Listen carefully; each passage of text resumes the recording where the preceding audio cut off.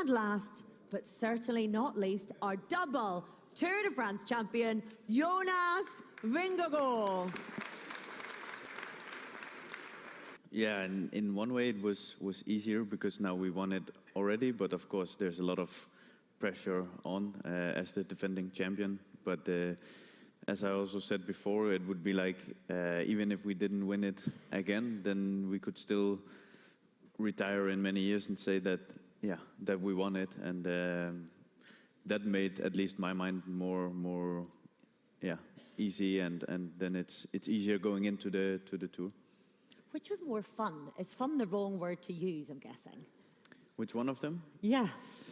Yeah, it's hard Neither. to say. It's not fun to win, or at least the process, maybe.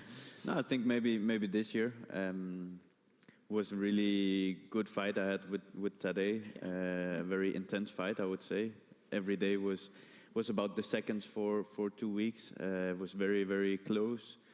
He was very strong, and yeah, I was also very strong. And then, yeah, on the time trial I made the difference there, and again the day after.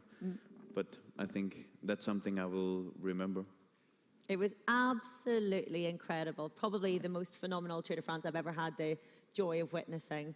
And then, of course, you went along and ended up helping this man win the Vuelta, as if we ever needed the proof. But that was proof, really, of the importance of teamwork when it comes to a Grand Tour victory, wasn't it? It was, and Sepp has always been helping me out in the last 3 years. So obviously, I'm also happy to be able to pay him back, and I'm super happy for Sepp to win the Vuelta, and he deserves it so much. Jonas, you've mentioned already your dear friend Nathan van Hooijdonk. He won't be alongside you this season. How's that? Yeah, of course we will miss him in the team. He's of course very good friend of all of us, but also especially for me. And I shared a lot of good memories with him. And also this year I was so happy he made it to Paris. And yeah, unfortunately he cannot be there in the future. But yeah. Luckily, he's still here. Yeah, we all wish him all the very best. You will, though, have Sepp Kuss alongside you, and he's not used to losing Grand Tours these days, is he? He's quite handy to have. He is.